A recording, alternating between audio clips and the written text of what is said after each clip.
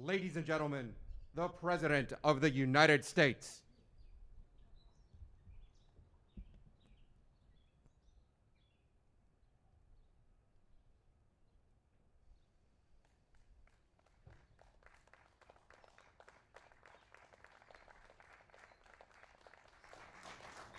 Thank you very much. Thank you very much. It's very hot today. Please sit down. This is going to be a very hot one, and we apologize to everybody out there that's got to suffer through it. But you know what? It's better than bad weather. And it's great to be in the Rose Garden. I want to especially thank this group for joining us as we announce a historic groundbreaking initiative in our ongoing effort to rapidly develop and manufacture a coronavirus vaccine. We're joined by Secretary Stephen Mnuchin, Secretary Mark Esper, Secretary Alex Azar, Chairman of the Joint Chiefs of Staff, General Mark Milley, FDA Director Dr. Stephen Hahn, Director of the National Institute of Health, Dr. Francis Collins, Dr. Fauci, Dr. Birx. We're joined by a very terrific group of professionals. Tomorrow will mark 30 days since we released the White House guidelines for a safe and phased opening of America. That's what we're doing. It's the opening of America. We're going to have an amazing year next year. We're going to have a great transition into the fourth quarter. As of this morning, almost every state has taken steps to begin reopening, and the American people are doing an extraordinary job of continuing to take precautions while at the same time wanting to start, and they will be starting to resume their American way of life. We will be reigniting our economic engines. We're going to be taking care of our most vulnerable, which are our senior citizens and some others. We're going to be working very, very hard on our senior citizens and our nursing homes and various communities to support those that are struggling in this very difficult time. Others don't have the same kind of struggle. For example, today, Secretary Perdue, together with Ivanka Trump, launched the Farmers and Families Food Box Program, which will provide $3 billion to help small farmers. And it'll be helping farmers, ranchers, but it'll be bringing food to some of the food lines and some of the food kitchens that you've been seeing on television. And I said, why aren't we doing that? We have all of this tremendous food produced by our farmers and our ranchers. And so we're going to be buying $3 billion worth of that food. Great for everybody, our farmers, our ranchers, and the people that need great food. A key feature of our reopening plan is the largest and most ambitious testing system in the world, by far. America is now conducting close to 350,000 tests per day, an unthinkable number just a short while ago, more than anybody in the world by far, suggesting many states now have excess testing capacity to monitor for new outbreaks. Florida, many other states have so much testing, the testers are waiting for people to show up. It's great. Another essential pillar of our strategy to keep America open is the development of effective treatments and vaccines as quickly as possible. I want to see if we can do that very quickly. We're looking to, when I say quickly, we're looking to get it by the end of the year if we can, maybe before. We're doing tremendously well. From the earliest days of the pandemic, we have marshaled the genius of American scientists and researchers from all across government and the private sector, from academia, from everywhere, to vanquish the virus, and tremendous strides have been made. I can tell you, I get to see it every day. Tremendous strides are being made. Scientists at the NIH began developing the first vaccine candidate on January 11th. Think of that. Within hours of the virus's genetic code being posted online. So January 11th, most people never even heard what was going on January 11th, and we were out there trying to develop a vaccine, not even knowing what we were up against. Then my administration cut through every piece of red tape to achieve the fastest ever by far launch of a vaccine trial for this new virus, this very vicious virus. And I want to thank all of the doctors and scientists and researchers involved, because they've never moved like this, or never even close. The NIH and the HHS have also been working constantly with private industry to evaluate more than 100 potential treatments. The Food and Drug Administration has swiftly approved more than 130 therapies for active trials. That's what we have right now, 130. And another 450 are in the planning stages, and tremendous potential awaits. I think we're going to have some very interesting things to report in the not-too-distant future. And thank you very much to Dr. Hahn. Through a historic series of funding bills, my administration is providing roughly $10 billion to support a medical research effort without parallel. I especially want to thank Senator Steve Daines of Montana for his incredible work. He has worked so hard to secure additional funding for vaccine development. He has been right at the forefront. Today, I want to update you on the next stage of this momentous medical initiative. It's called Operation Warp Speed.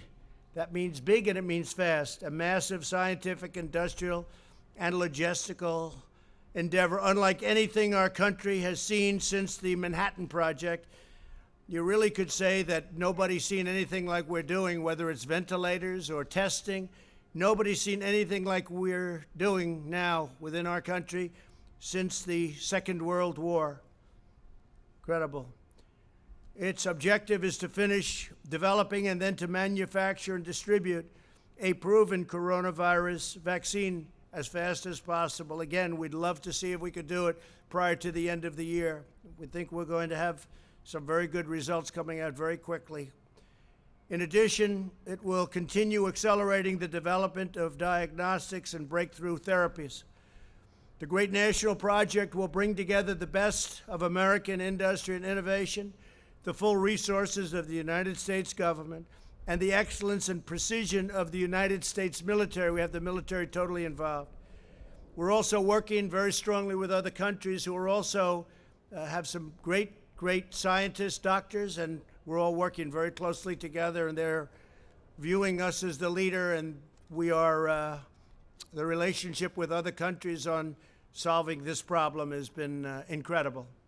To date, Operation Warp Speed has brought together all of the experts across the federal government from places like the NIH, CDC, FDA, and many other agencies. This historic partnership will now bring together the full resources of the Department of Health and Human Services with the Department of Defense, and we know what that means. That means the full power and strength of the military, and that really talking about the logistics. We get it, when we get it, that means the logistics, getting it out so that everybody can take it.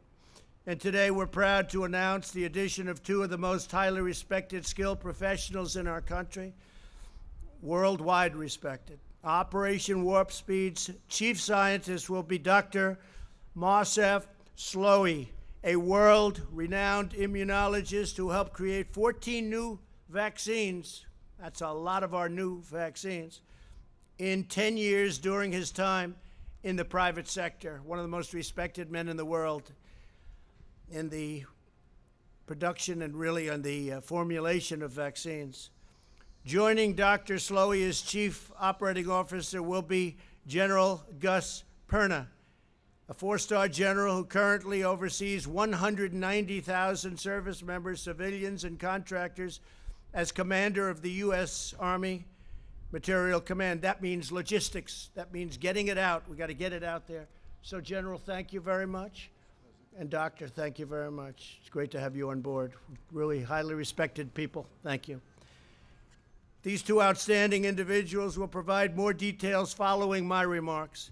In preparation for this initiative, experts throughout the government have been collaborating to evaluate roughly 100 vaccine candidates from all over the world. They have identified 14 that they believe are the most promising, and they're working to narrow that list still further. So we started off with over 100.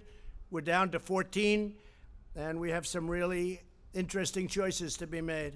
They're doing very well. Through Operation Warp Speed, the federal government is providing unprecedented support and resources to safely expedite the trials, moving on at record speed.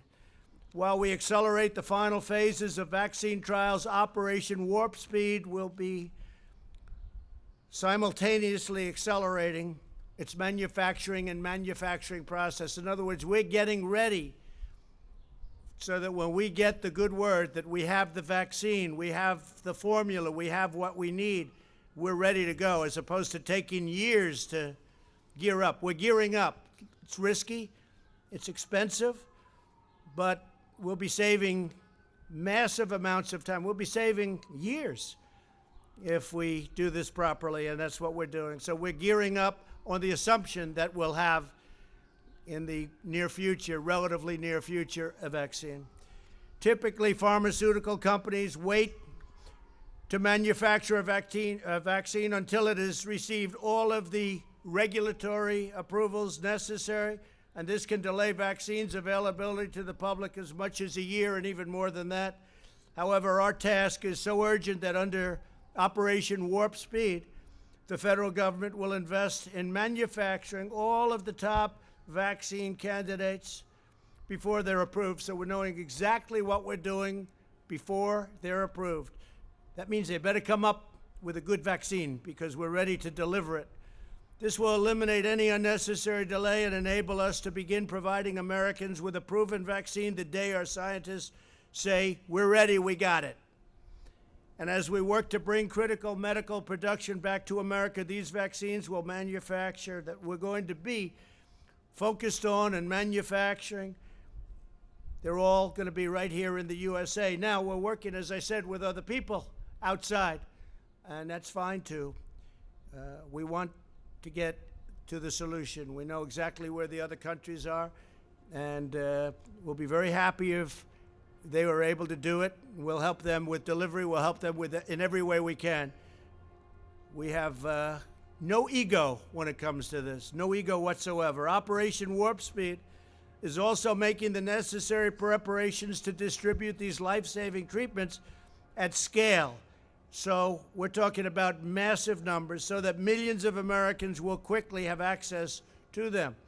This includes ramping up production of supplies needed for distribution. And I have to say, we're also very, very much involved in other things other than the vaccine. If you take a look at what we're doing beyond vaccines, it's going to be very interesting, and we may talk about that in a little while.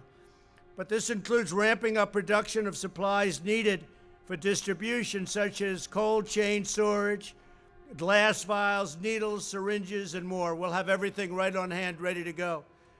When a vaccine is ready, the U.S. government will deploy every plane, truck, and soldier required to help distribute it to the American people as quickly as possible. America is blessed to have the most brilliant, talented doctors and researchers anywhere in the world. We have the mightiest military by far in the world. Our military is completely rebuilt. Much of the equipment has been delivered. Some of it's on the way, all made right here in the USA. We took over very, very empty cupboards, I say medically. We also had empty cupboards in a military sense. Our military was in sad shape. It was depleted. We now have the strongest military the United States has ever had by far, and the best equipment. And you hear that outside, that beautiful sound. Those are truckers that are with us all the way. They're protesting in favor of President Trump as opposed to against. There's hundreds of trucks out there, and that's the sign of love, not the sign of your typical protest. So I want to thank our great truckers. They like me and I like them. We're working on something together. But we have the mightiest, and they'll be helping us with this, by the way, speaking of truckers.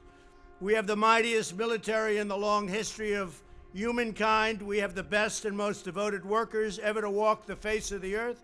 And now we're combining all of these amazing strengths for the most aggressive vaccine project in history. There's never been a vaccine project anywhere in history like this. And I just want to make something clear. It's very important. Vaccine or no vaccine, we're back. And we're starting the process. And in many cases, they don't have vaccines. And a virus or a flu comes, and you fight through it. We haven't seen anything like this in 160 some odd years, 1917.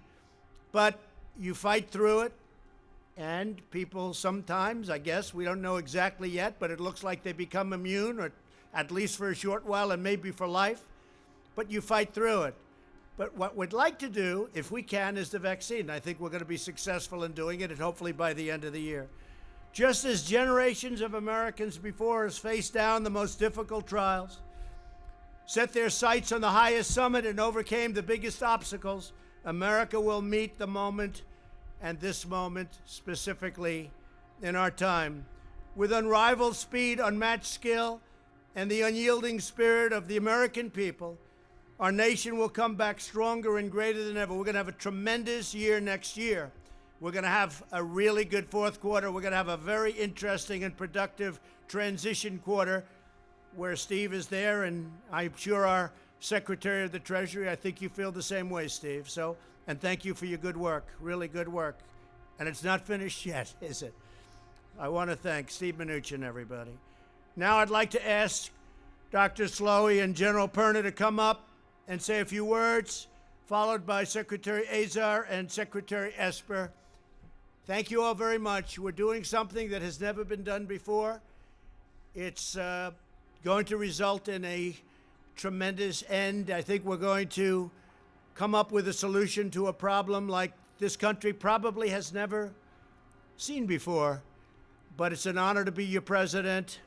We're doing a great job. These people are doing an incredible job. The people right here, I want to thank you all. Total professionals, great men, great women. Thank you all very much. Please.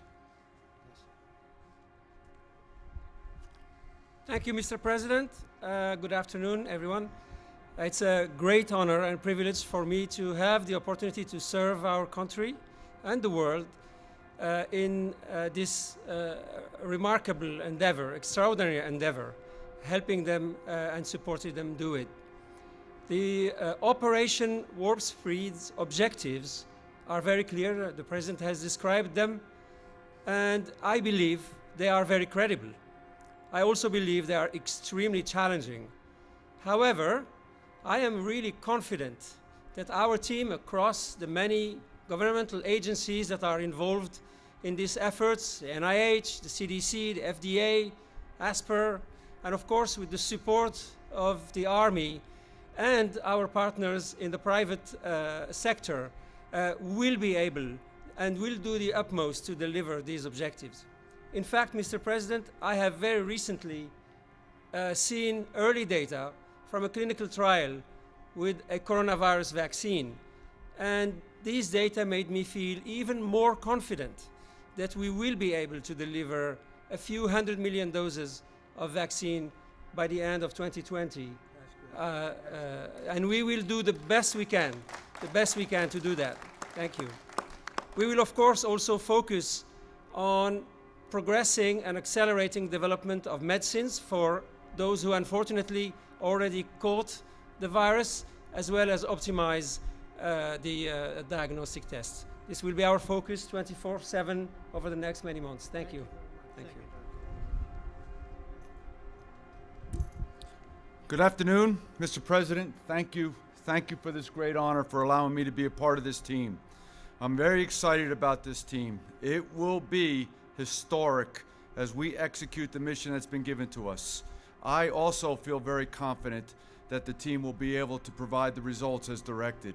It is going to be a Herculean task, but the combination of the two main partners between Health and Human Services and the Department of Defense, their combined strengths, partnered with the other teammates, will ensure our success.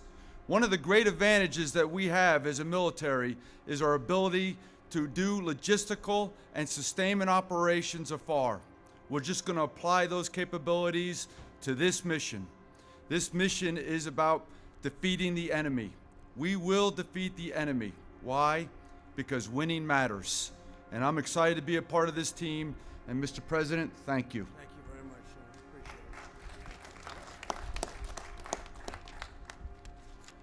Appreciate Well, thank you, Mr. President, for your leadership of this historic effort. Your vision for Operation Warp Speed, setting a goal of a vaccine by January 2021, will be one of the great scientific and humanitarian accomplishments in human history. Today, you're announcing the team that can get it done. Dr. Slaoui is arguably the world's most experienced and successful vaccine developer, responsible for some of the major recent breakthroughs in vaccines. General Perna oversees one of the world's largest logistics and supply chain operations, the one that keeps the Army running. 3 highly accomplished career HHS scientists will oversee each area of Operation Warp Speed. Dr. Peter Marks of FDA for vaccines, Dr. Janet Woodcock of FDA for therapeutics, and Dr. Bruce Tromberg of NIH for diagnostics. This is truly a dream team. We started work on each of these areas in January, and Congress has provided nearly $10 billion explicitly for this kind of research and development effort.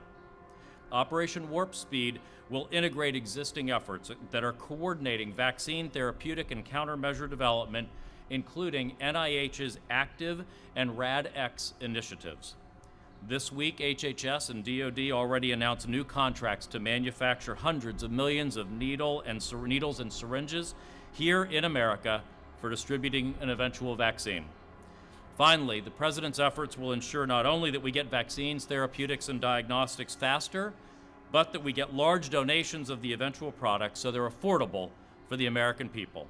So thank you, Mr. President, and thank you to all of the American scientists and inventors at HHS, at DoD, and elsewhere who are hard at work already. And I really want to express my personal appreciation to Secretary Esper and the Department of Defense, because this partnership is what's going to make this truly an historic endeavor. Thank you.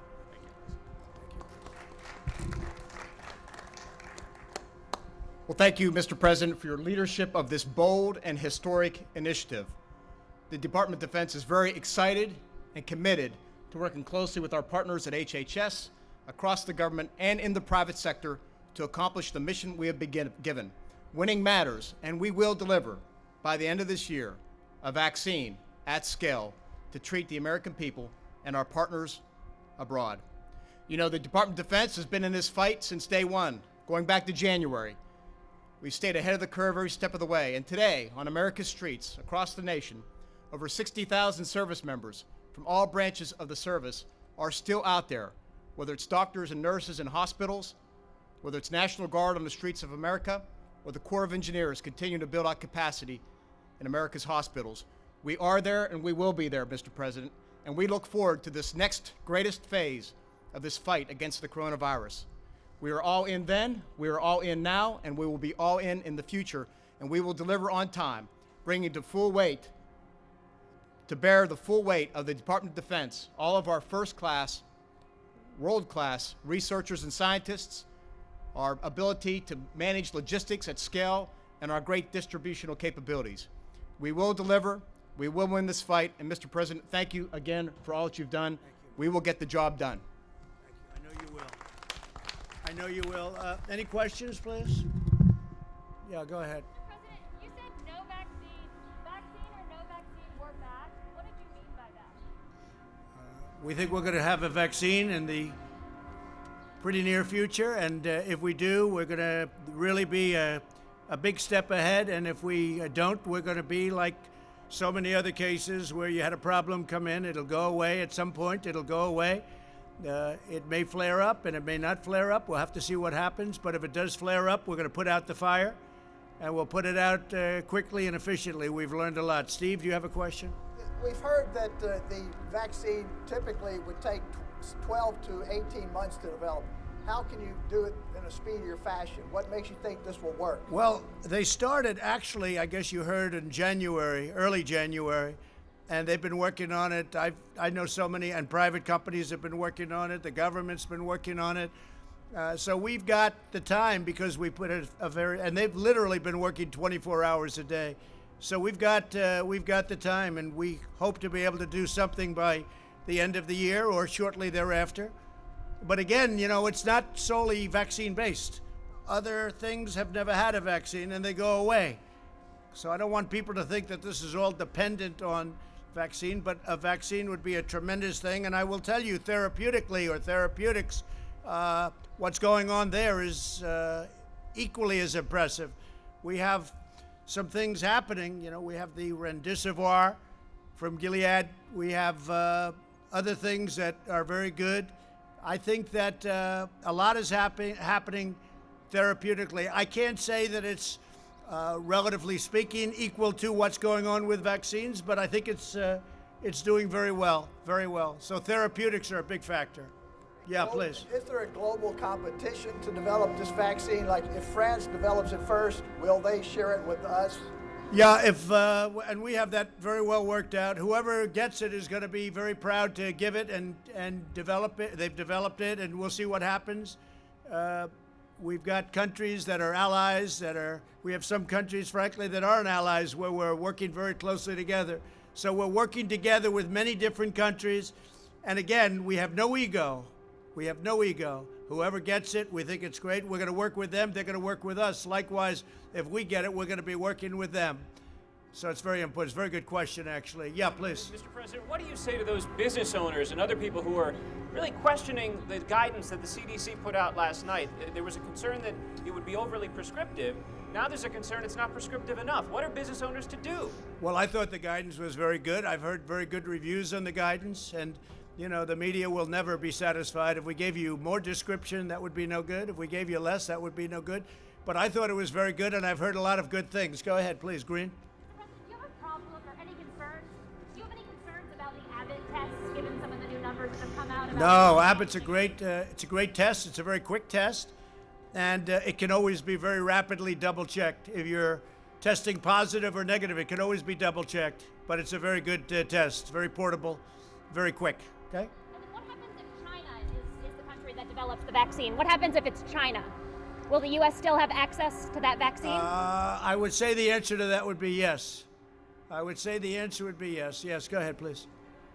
Do you mean a fully approved vaccine for everyone? Excuse me, you're going to have to remove it. You can't hear through you. Do you mean a fully approved vaccine for the entire general public or a partially approved vaccine for emergency use?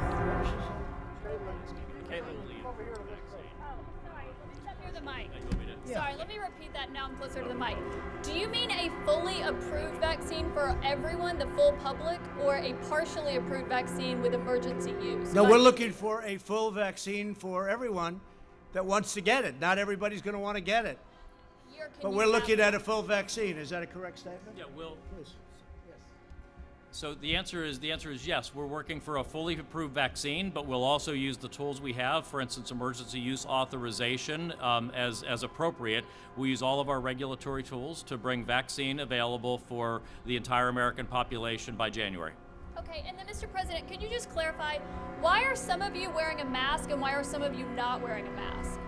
We've all been tested. I've been tested. We've all been tested, and we're quite a distance away, and we're outdoors. So I gave them the option. They could wear it or not.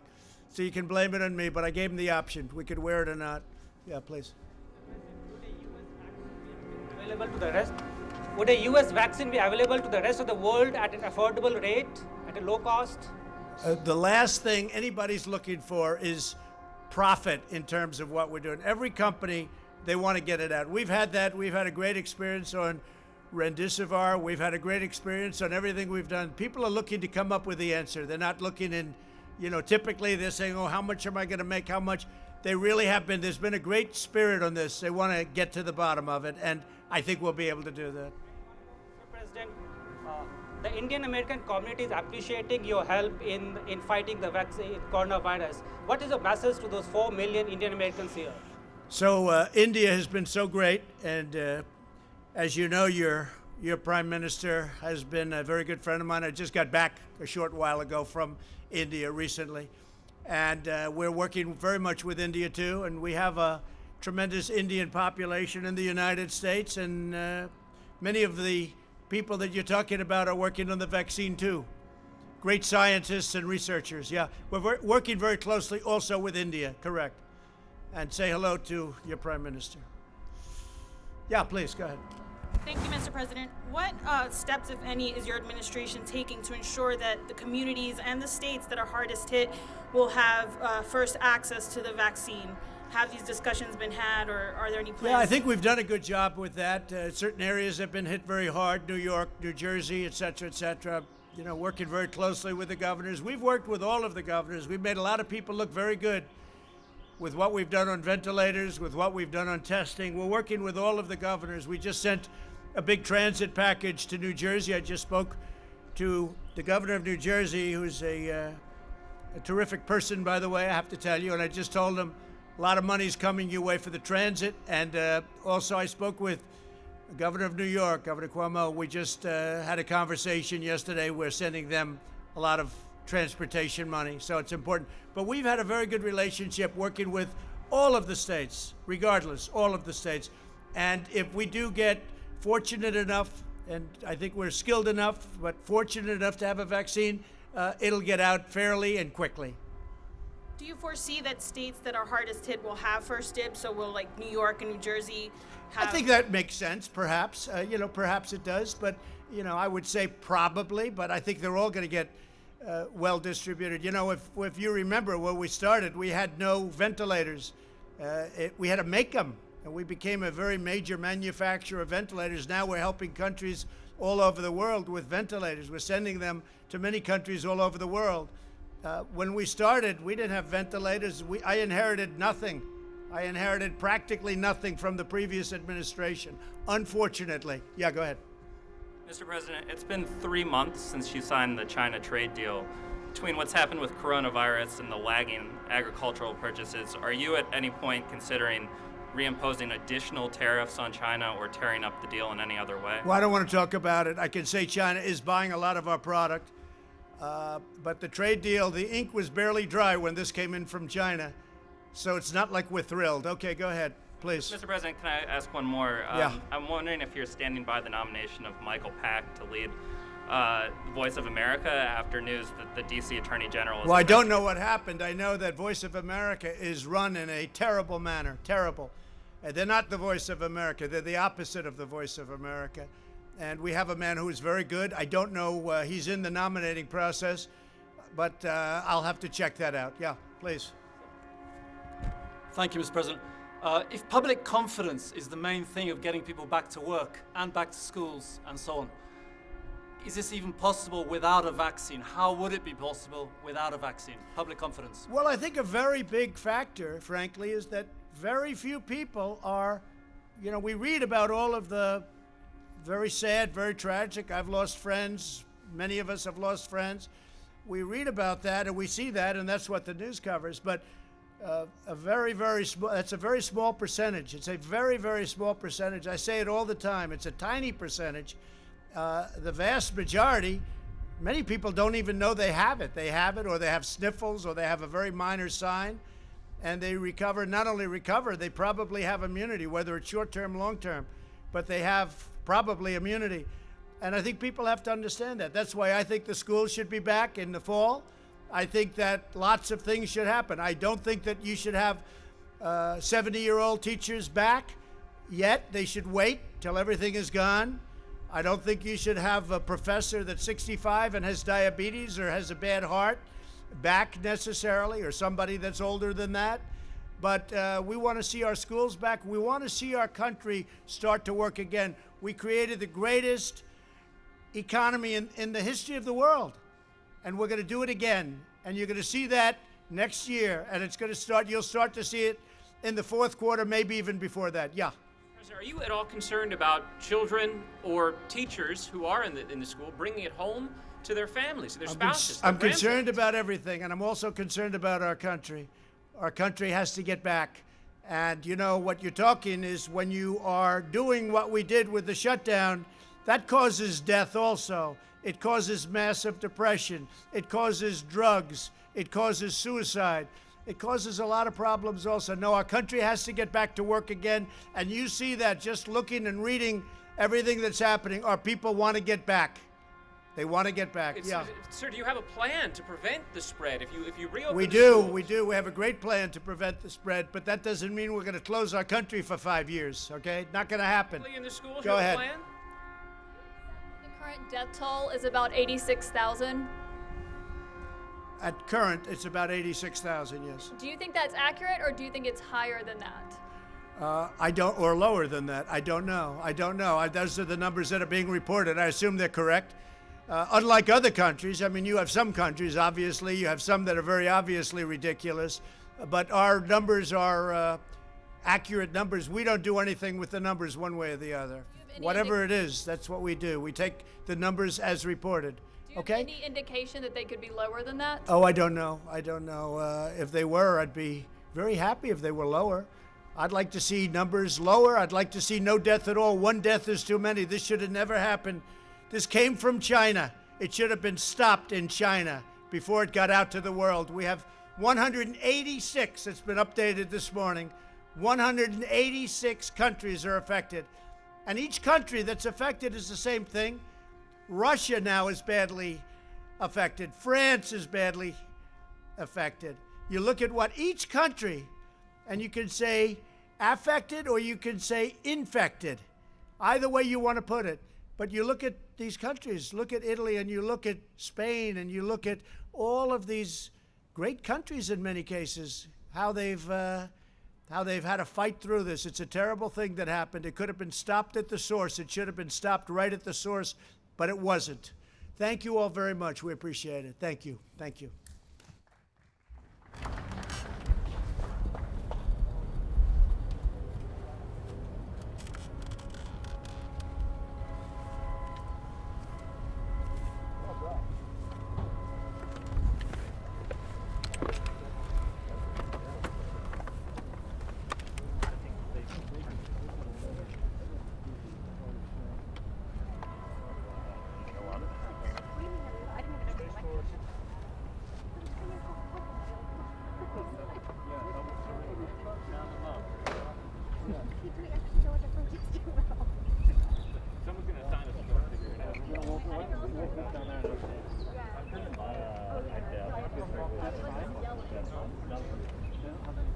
They do.